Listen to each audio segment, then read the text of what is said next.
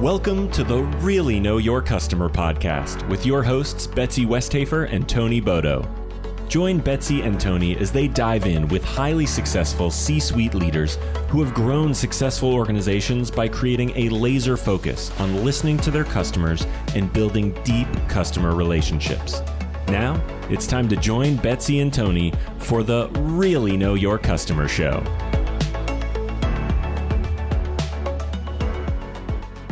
Welcome to the Really Know Your Customer podcast. I'm Tony Bodo, CEO of Tony Bodo International. And I'm Betsy Westhafer, CEO of the Congruity Group. Hey, Tony, how you doing? I'm doing great. I am really, really excited about this interview. I'm excited about all of our interviews. Frankly, I love doing this podcast because we get to meet some very interesting people. Agreed. And today, Darshan Mehta, he's going to talk us through a tool that he's created. He's been in research for a long time, for 30 some years, I think, market research.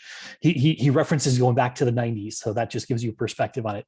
But what I found really compelling, and I want to just encourage the audience to really listen for, is this difference between what and why in consumer research and customer research. Really, if you're getting to know your customer, too many people fall in the trap of the what. They go the quantitative route. They do quantitative research, and they think if 100 people are behaving this way, then this is what we have to do. And instead, getting to know why they behave that way. Why did they do what they did? Why did they make these choices? That's a different type of research. And so typically we bring CEOs who are running businesses and learning about their customers. Today, we brought Darshan because he really explores how to research the why, and he's been doing this for so many years. So we want to introduce kind of this idea for people to really dive into and understand there's a different way to do research that is really important. Yeah, I agree, Tony. This is a great interview. And what I really grabbed hold of was he does it not just so you can bring together a bunch of data, but as evidenced by the title of his book, is getting to the aha. What is that big aha from the insights that you're gathering? And it's not about how many, gigabytes of data you have. It's about what's the reason, what, as you said, but also what's that aha? Like, what can we do differently that's going to change the game? He gives some great examples in the conversation of where that has come to fruition. So with that, let's jump in and talk to Darshan Mehta. Darshan, welcome. We are so happy to have you here today on our show. I'm so happy to be here to talk to both of you. Yeah, we had a good opportunity to have a little prep call in advance. So Tony and I are both really excited to dive into the work that you're doing. So if you could just go ahead and kick it off by telling us kind of your journey, go back as far as you'd like to tell us what you've done and how you ended up doing the work that you're doing currently. Sure. I'm originally from India. I was born there, but I moved to the U.S. when I was 4. And so I've grown up in the U.S. And then one of the things I really noticed when I was in college, I really liked working on case studies. I realized that I don't really mind finding the problems. I just love solutions. So I decided to go into consulting when I graduated and stuff and pursued it. Originally management consulting, and then I got into marketing, branding, advertising, and market research. And I really got a passion for insights. And so that's what I've been doing for a while. And then I was one of the first ones to start dabbling with online surveys and focus groups back in '98. And at that time, I didn't really know, if there's any real utility for it or not. I had my doubts, which everybody has, going from the in-person to online. But then I realized it actually is a very valuable tool in the full arsenal to gain insights. Well, and we're looking forward to diving into some of the advantages of online over in person too. So talk to us about your company and when it was founded, how you got it going, and your vision for where you want to take it, the customers you work with. Just give us the whole gamut of your company. Sure. It actually started as a need internally to use it for clients and projects. And so I've had different iterations of it. So even though it's going to be launching soon, it's actually been kind of trial and tested for a while with actual projects internally. And I think basically everything's going digital. And I think it's even more expedited now with COVID.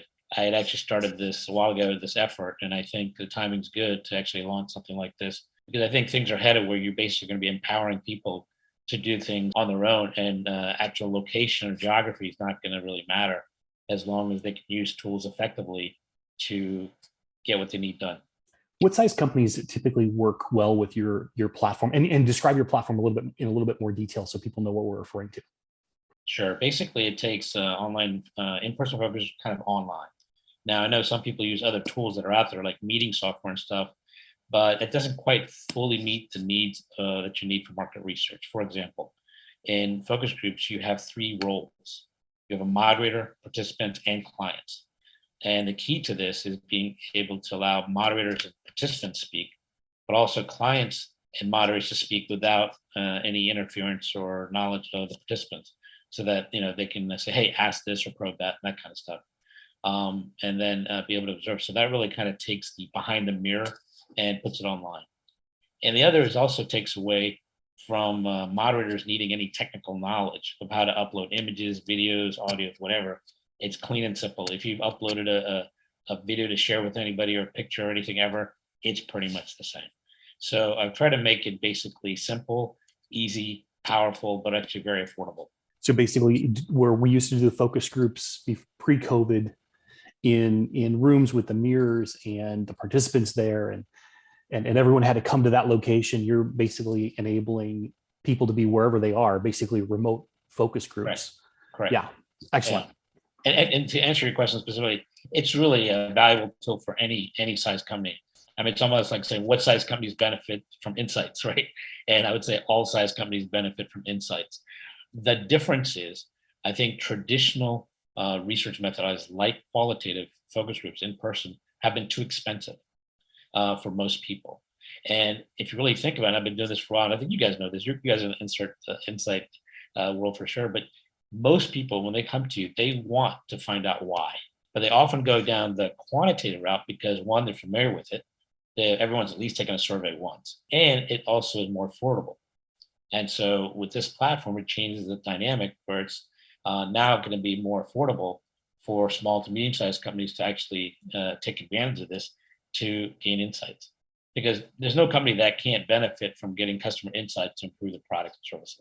Darshan, can you talk to us a little bit? I read on your website just some of the things that are different, but not necessarily worse or bad between the online and the in-person. For example, about the facial expressions and those kinds of things. So can you talk us through some of the things that are different and the pros and cons of each? Absolutely.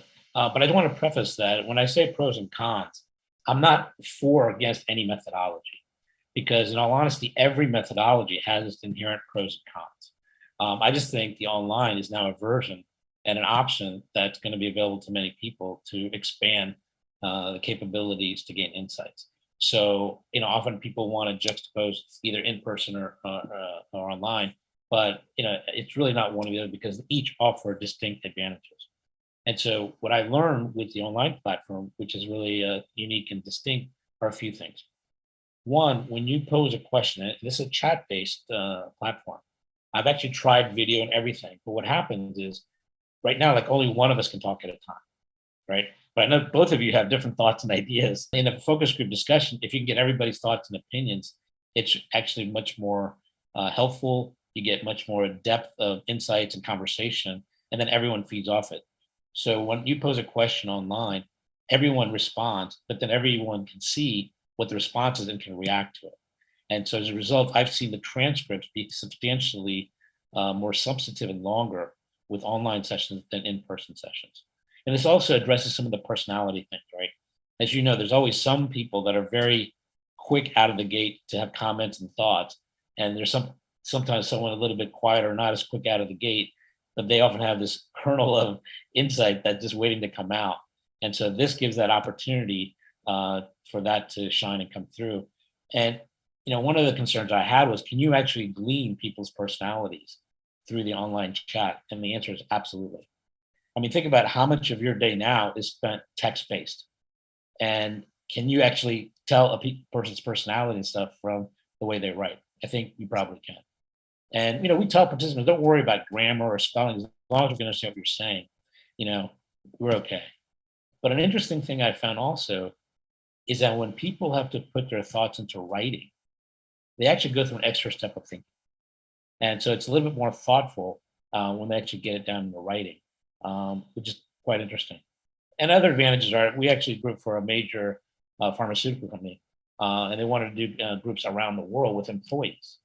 But one of the concerns was the hierarchy within an organization, for employees to be candid and open. So that was not a problem online because we basically gave them anonymous IDs, and that way eliminated any knowledge of, and so they were able to be more honest and frank, and it was really quite revealing to the client that we had that capability. And so, as you know, like in person, there's also the visual bias can go either way, right? For example, we did a group for a government agency, and they were doing a campaign for minorities, and they were concerned that if everybody came into a room in person, and if the moderator is not a minority, but everybody else is, they're going to kind of say to them, "Oh, I think this is a group of minorities," right? Whereas when we did it online, no one knew that, but we were able to get into that slowly and gradually, and it was much more organic and natural, and it turned out to be really interesting. It's really, really fascinating. I want to dive deeper into, in reading your book, Getting to Aha, I was picking up on some pretty significant themes you have there. And it's one that I know Betsy and I talk about a lot ourselves. We try to bring up on the show frequently.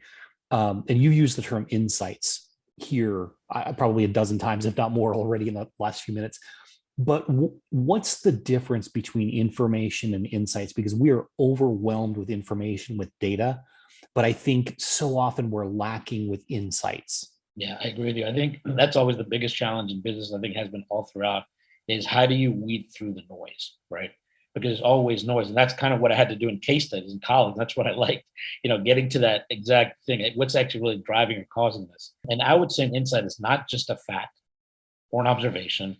It's a combination of many things: a fact, an observation, cultural trends, technology trends. And probably the best example I can give you that I think everyone can identify with is a really good, smart comedian, right? And this is a comedian that basically takes something over here, puts it together in a manner that makes you say, "Oh my God, that is so true and so funny." That is an aha moment. And that's really what an insight is, the combination of something that you then have a deeper understanding of what's really driving this. Darshan, without mentioning any names, can you give us a couple of examples of some real good insights and basically use cases for what you do, and who the profile of the participants, the profile of the client, and just kind of help us see visually in our minds what this looks like? Sure. Did a series of groups for a retailer in the Washington area, children's clothing. And they opened their stores around 10 o'clock. And they were having, stagnant sales, and they wanted to increase sales and also some market share. And they weren't sure, what was going to be the key driver. So we did a series of groups and stuff. And we found out that a lot of times parents, especially women, in the mornings would take their children to school and then go to the nearby bagel shop around 8:30, 9 o'clock for a bagel and to socialize. But then they were done by 9:30 or so, but then they want to wait another half an hour for the store to open. So they often just went and then they forgot about coming back. So that little insight on how people behave and act and so on drives them. The store opened at 9:30 versus 10. And within a week, they more than paid for the research and increased sales tremendously. And That's that awesome. was, I think, part of what I talk about in my book is really, I think, insights are all around us. They just need to be tapped into. And the question is, how do you tap into them? And the real key is really have conversations. And I'm not talking about just, asking questions and telling people things. I'm actually talking about having a, prescribed method to go deeper and deeper, but actually listening to what's really motivating and triggering people to do something or not do something. That's really fascinating about the children. It is something so easy to fix, can change revenue overnight almost. That's really fascinating. So diving into the why behind it, you and I had a conversation as we were doing the prep, and really in listening to your book, it has been interesting because I've been saying for years, I've played in the space between quant and quantitative and qualitative for the audience research. So, Amazon as an example is focused on quantitative. People like you bought these products. People that bought this also bought that. So they have these engines, this AI running in the background, making recommendations.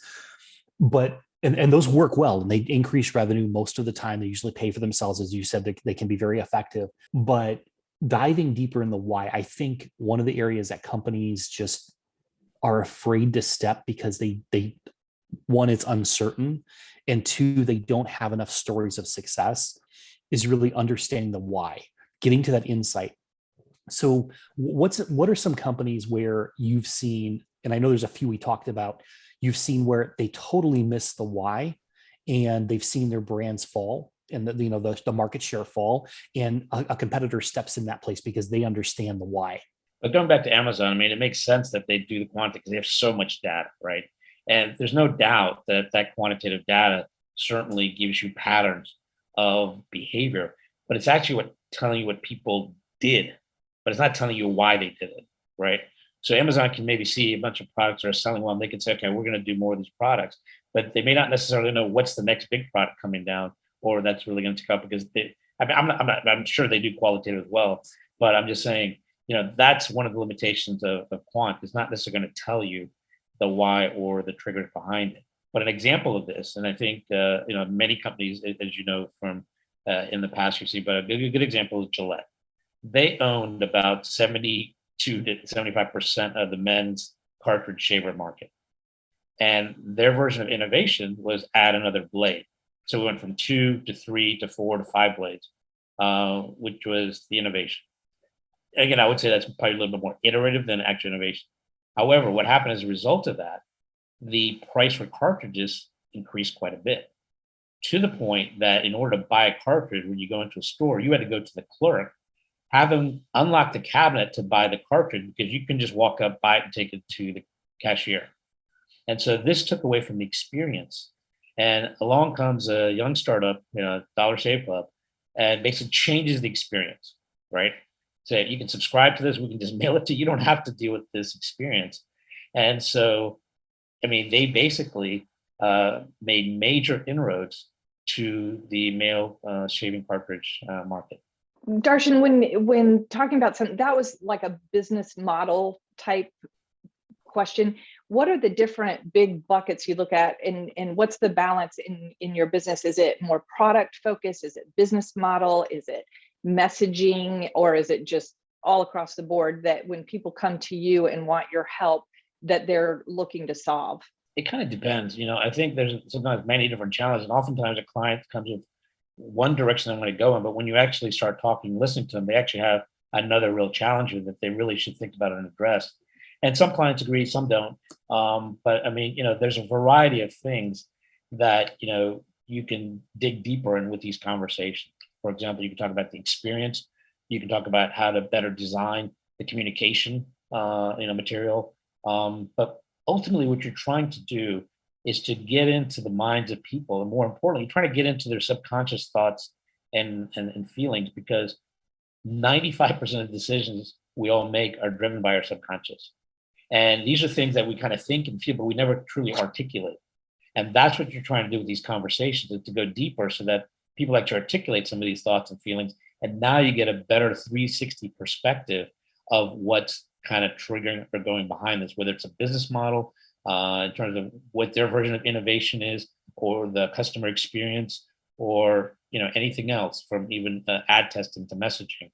And so that's what you're really trying to do. And then that's what you do.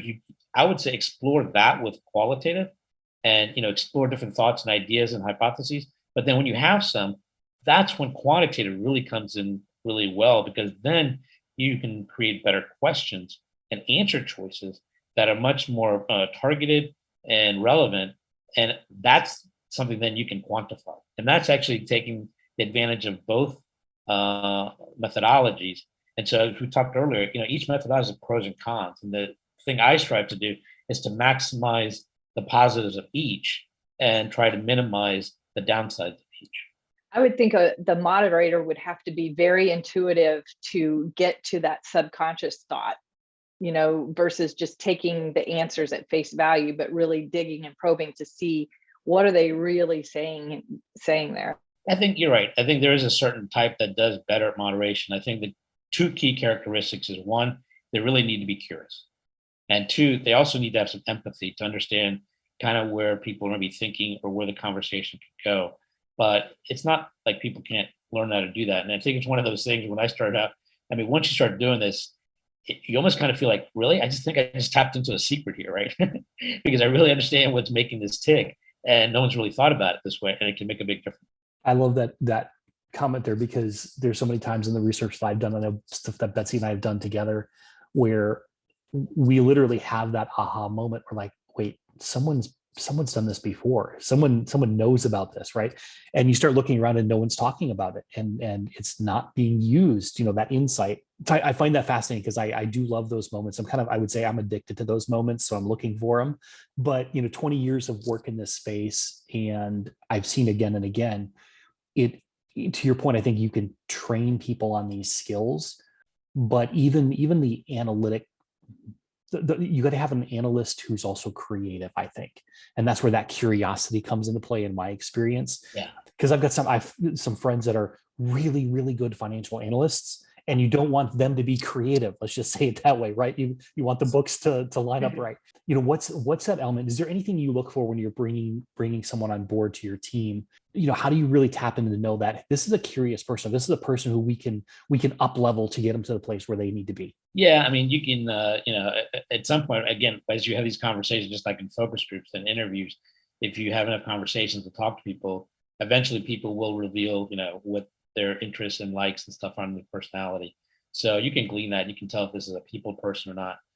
And also the other thing you want in a moderator, someone who basically, even if they're an expert, they don't come across as being an expert. So for example, if the participants say, "Oh, I don't know, what do you think?" to the moderator says, "Well, tell me what you think," not necessarily giving them the right answer and stuff. Because remember, it's not important what I as a moderator think or what the client thinks. More important is what's top of mind, or what are the customers and target market really thinking and feeling. Because ultimately you're managing perceptions more than realities. This is a little bit tactical question, but what's the average length for these types of online chat conversations to get to the insights that you're looking for?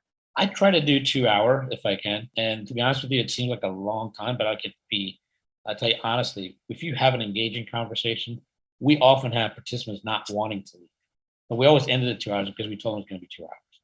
However, I think with a platform that is much more affordable, easy to use, like I'm launching, I actually think you could actually start doing more micro groups, and it could still be more affordable. Because right now, when you do these in person, there's a lot of costs involved. And so you want to maximize the time as much as you can. And so I think with this flexibility of eliminating a lot of costs, I think you could actually do them from anywhere from, half an hour to an hour to, 90 minutes to even 2 hours. Could you do it for 3 hours? Possibly, but I think at some point, that's going to be a little bit of a challenge. It's not impossible.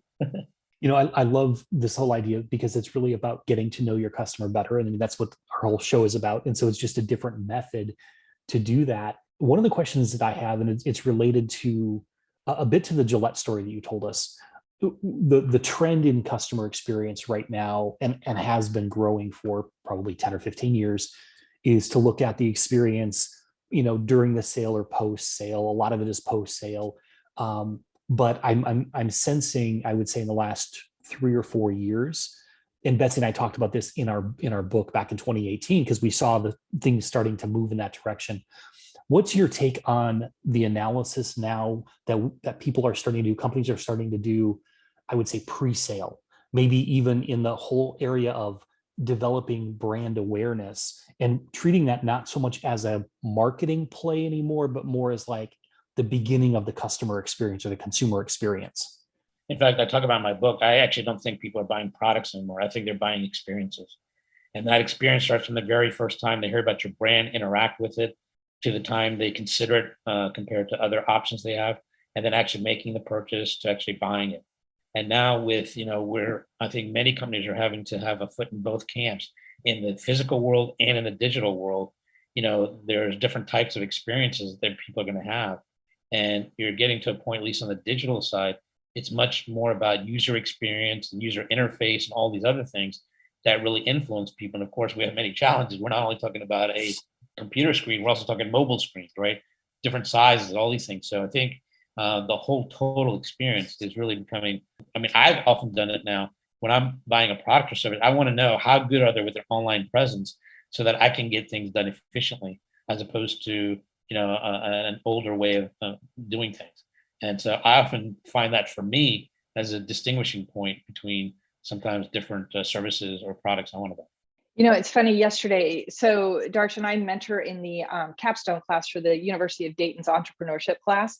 And we had a call yesterday, and one of the students mentioned to me, he said, I never, ever buy a product without reading the reviews.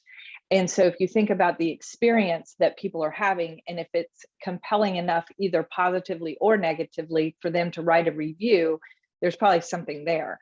And it was just really interesting to me to hear a 21-year-old say, yeah, I never buy a product without reading the reviews. Well, they've So grown up doing that, right? So I mean, it's very natural to them. And that's the thing, even if you don't have conversations with your customers, they're going to have them either way. So I think it's in your interest to be part of that conversation to better understand them so that, it will lead to more positive, responses and reactions to what you're doing. But I think that's very interesting. yeah, it was really interesting from his perspective. And when I look at reviews, my affinity for a company goes through the roof when I see that they've actually read the reviews and addressed them, which you don't really see as much. It seems kind of like a no-brainer for them to, reach back out and, like you said, be a part of that conversation versus, somebody gave us a bad review, that stinks. And I always think it's really interesting to see the companies that actually engage and say, yeah, we had a problem with that. We're really sorry, but we're working on it. Here's what you can expect moving forward, or whatever the case may be, or even just thanking people for a good review. No, I think you're right. I think companies should respond, even if it's negative, because often people aren't looking at the negative comment. They're actually looking to how you actually respond and deal with it. And look, people know, every once in a while you're going to drop the ball, but if you can be honest about it and recognize it, I think, people appreciate that more than, someone who just says always. I think sometimes people can get too skeptical if everything's perfect all the time too, right? Like these comments or these reviews are not being really authentic. And I would even argue that sometimes when you do even the focus groups, right, you have someone that's maybe quite negative. I often think that's an opportunity to turn them into being a super fan, because they actually are telling you, I actually kind of want you to succeed, but I'm telling you, this is a problem.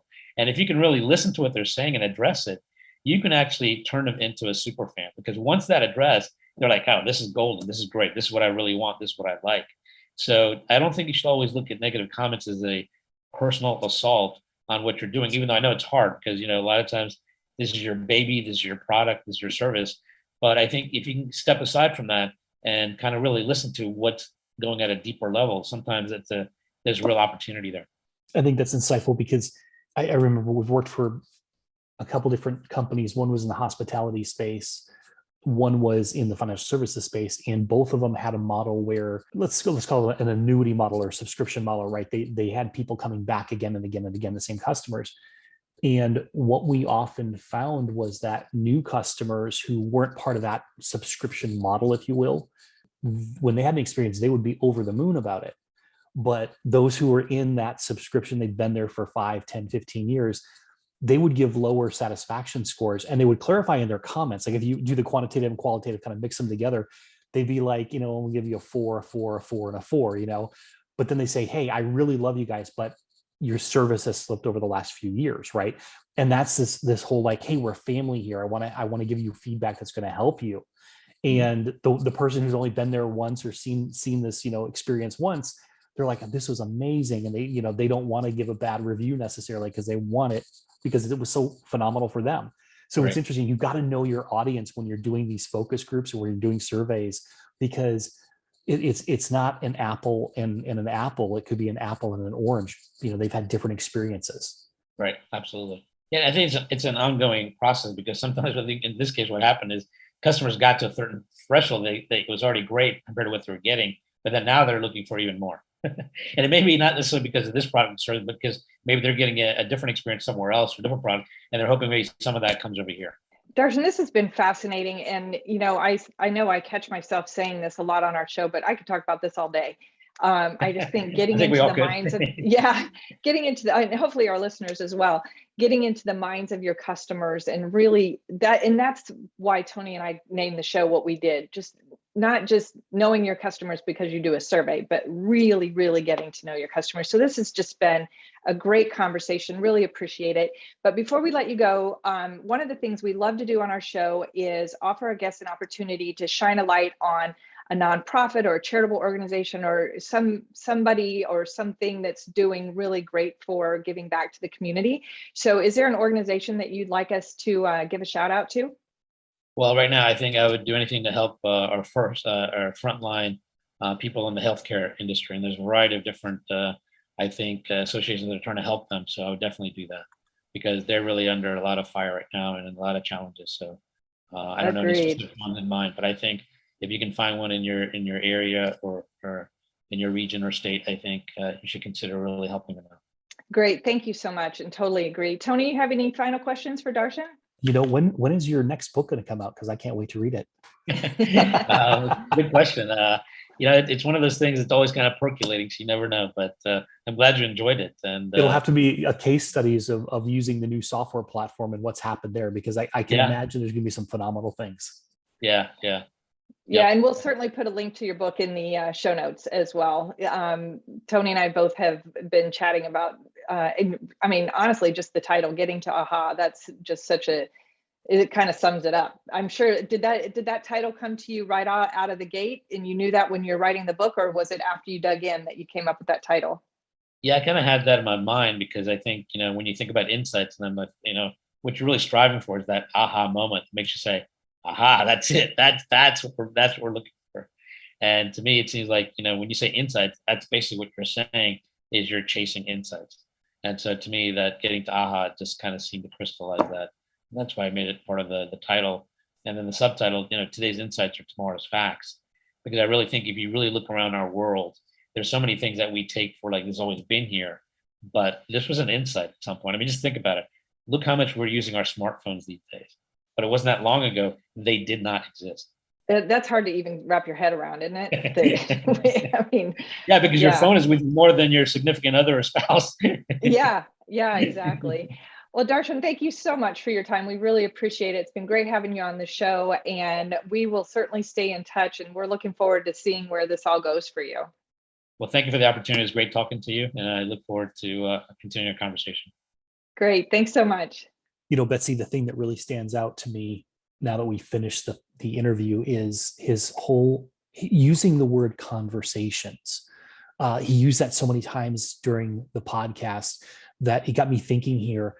It's really conversations. It's the back and forth. It's the time to think. It's the time to process, right? It's as you and I have conversations all the time, and that's how we come up with insights and the aha moments and the why behind something.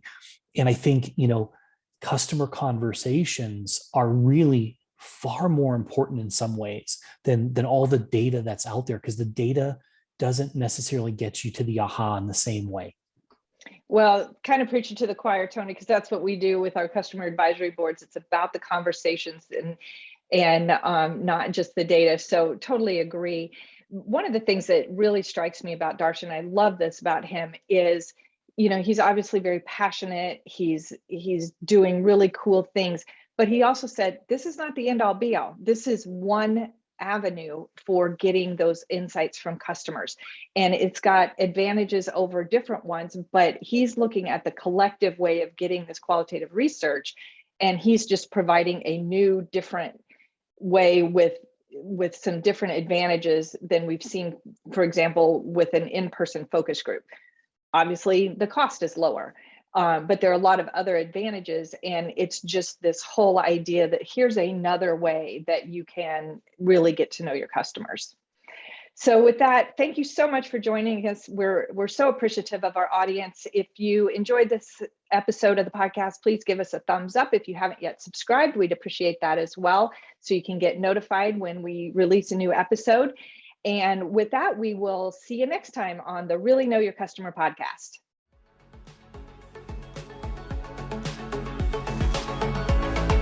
Thanks for joining us for this episode of Really Know Your Customer. We hope you gained a lot of value from being here today. If you want to learn more about the work Betsy and Tony do to help their clients thrive, visit Betsy at thecongruitygroup.com and Tony at tonybodo.com. See you next time on the Really Know Your Customer Show.